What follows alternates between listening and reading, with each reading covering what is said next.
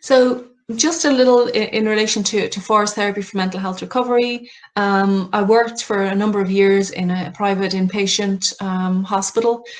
We were very lucky that this was the hospital. You can see the picture on the right. It was absolutely beautiful design. They didn't realize it, but it was really based on biophilic design, because the rooms, a lot of them led to natural areas. So they maybe all the rooms surrounded the courtyards where we had beautiful plants. I developed like a tree trail for them on in the hospital, where people could go and spend time with the different trees. But I used to just have a session once a week. Forest therapy, people would usually be in there for maybe 6 to 8 weeks. A very kind of gentle sensory experience. So just in terms of qualities in the natural environment that contribute to good mental health, what we know, proximity to water is really important. Natural light. Again, if you think about your own workspace, or if you don't have a window, the impact that might have on you. Calming sounds of streams or waves. Again, if we can't get out into nature, like looking at those videos can be very powerful.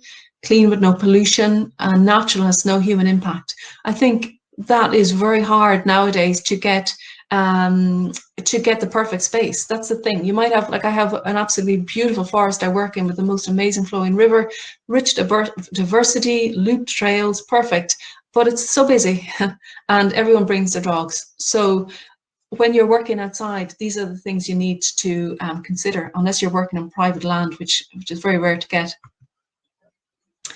So in terms of the clinical applications to different mental health populations, so again, depends on who you're working with. If somebody in terms of the mental health continuum, mild, moderate, severe, the location, you need to look at the location and to make it as easy as possible for people to participate, to remove those barriers. The timing, what's the best time of the day for groups you will be working with? So for me, 11 o'clock during the day can be optimal in terms of people who might be on heavy medication. So some of the psychiatric medication, especially the antipsychotics, can dull the senses and lead to significant weight gain and difficulties engaging with the intervention. So just to be aware of that. And also mobility might be impaired. So I suppose we have to adapt, as forest therapy practitioners, in terms of the language we use. So we use what we call the language of invitation. So there's an art to developing invitations, because you can really open up somebody's experience, or you can make it as narrow depending on the language that you use. So we really have to adapt it to the needs of the group. So the group dynamics, also if any issues arise there. Sensory contact, sometimes touching nature might be uncomfortable for people. So we can't take it for granted that everyone is going to want to do the touch invitations. And it's really important that we normalize it for people so they don't feel that there's something wrong with them. So yeah, circle work, again, when we're working sometimes with different mental health populations, maybe chronic depression, that people don't want to share so much. They just want to go and just sit in the forest and relax. They don't want to be talking too much about their experiences sometimes. Biophobia, some people really have an aversion to natural environments. And risk management, you have to look at, if somebody has a history of psychosis, or if they are actively psychotic, is some of the invitations we do, is it suitable for them? Also, if there's suicidal ideation or suicide attempts, the area that you bring people, you have to really look at that. And also, like the use of sit spots, we don't use sit spots for people who has had a recent suicide attempt. Also, obsessive compulsive disorder. There could be a lot of phobias in terms of touching. So things to consider, when you're designing any intervention. So what are the people's level of nature connection? It might be quite low. Restoration or risk, have they had a negative experience in a forest? I mean, if you look at some of the films now, in terms of a lot of forests are portrayed as the place where murders happen, or in terms of people's cultural backgrounds, they might have had really difficult experiences in forests. Trauma history, again, you know, when you're doing any of the kind of sensory work, or the kind of mindfulness, you know, if somebody has a trauma history, they can get quite flooded quite quickly. So how do you manage that in terms of grounding? Landscape preference, again, I asked you, you all had a different landscape preference, but also the people that you work with will have a different landscape preference. Personality, you know, sometimes people who are highly kind of perfectionistic, they struggle a little bit slowing down, getting down and dirty, basically. They might struggle with that a little bit. So these are the things that you need to take into consideration. So just in terms of forest therapy and mental health, we look at different areas. So stress vulnerability model, we talked a lot about stress earlier, you know, that the more, if you have a genetic, if there's a lot of genetic loading in your family in terms of if there's a strong mental health family history, the more stress you have in your life, the more likely you are to develop mental health difficulty. So that's why stress management is really important. Also around emotional regulation, you know, when you are facing very strong emotions, is there anywhere in nature that helps soothe you? I know for me, it is by the sea. For others, it's in the mountains. So nature contact can help with emotional regulation. Also, the opportunities for social contact, which cannot be underestimated, especially around mental health. A sense of belonging and connectedness is really important for people. Also, the gentle physical activity. So the focus is not on the green exercise, but it's a byproduct of it. Also encourages emotional expression. Nature is amazing in terms of the creativity it invokes in people. Also, people have some experiences of awe and transcendental experiences where they really shift their perspective in terms of some of the real difficulties they're facing when they can see the bigger picture. And nature can be really powerful for that in terms of perspective. So that is really powerful work. Also, it reduces rumination, which we spoke about, the part of the brain that doesn't stop, that can lead to anxiety and depression. Gain perspective and clarity, spoke a little bit about that. Improve sleep, and it's a supportive environment. So in terms of environments, it's really important that when people have a lot of demands on them in terms of their mental health, the more supportive the environment, the better. And forests can be very supportive because it doesn't put any demands on them.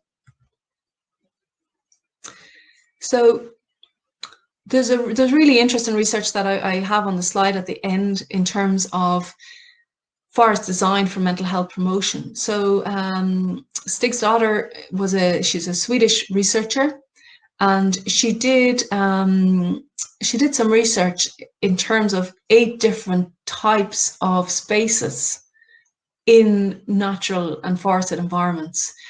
So what she discovered was that some people like the more contained spaces, some people like the more open vistas, some people liked the more wilder spaces. So depending on their level of stress, different areas in the forest they were really attracted to. So you can have a look at this research if you're interested, but for us, that's the way we use it in forest therapy. We would try and have a forest where we have some more open spaces, whether there's, you know, more open views, more contained spaces.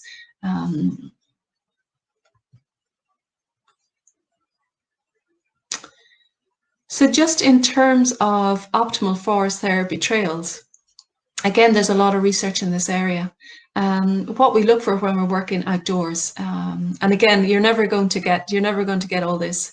So first of all, if you have a forest with a toilet, that's an absolute basic, but I know in Ireland, very few of our forests have public toilets. And when I asked the Forest Coillte or Forest Service why, they said, oh, people would only vandalize them.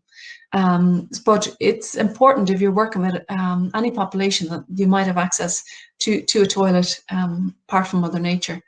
Also, when we do work, it's very rare, but sometimes you might get a forest where there's also an indoor workshop space site. So if it starts to rain too heavy, you can use the indoors as well. Looped trails, again, mixed woodland with rich biodiversity, because that's what the research shows are the most beneficial.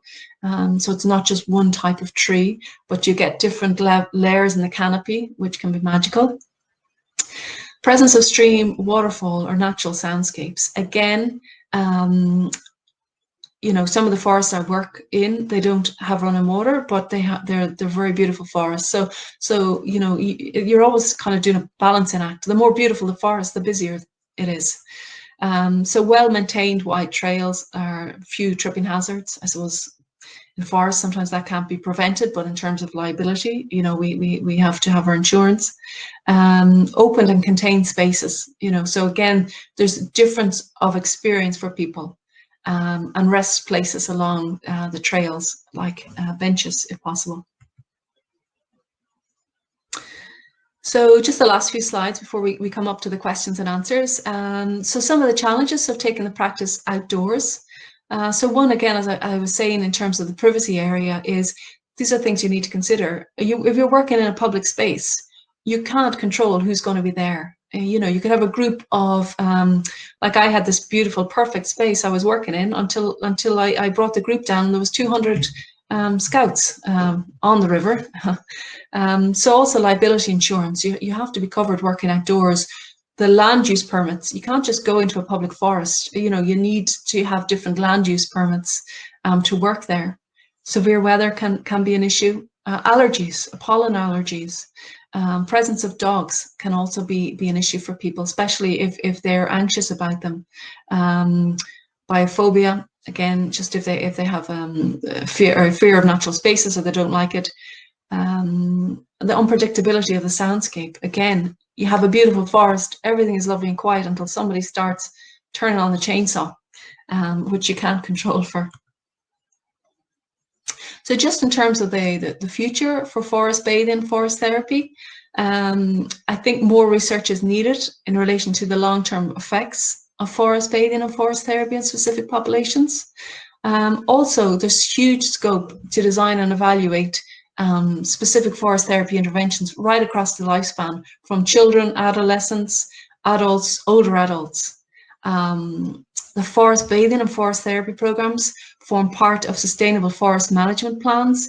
There's a lot of work being done across Europe in relation to that they're trying to find different uses for forests instead of just timber production. Health sector and environmental sector working together, I mean, that's key. I know in Ireland that doesn't really happen. Doctors to prescribe nature-based interventions such as forest bathing and forest therapy under a social prescribing model. So again, I know some doctors have started to do that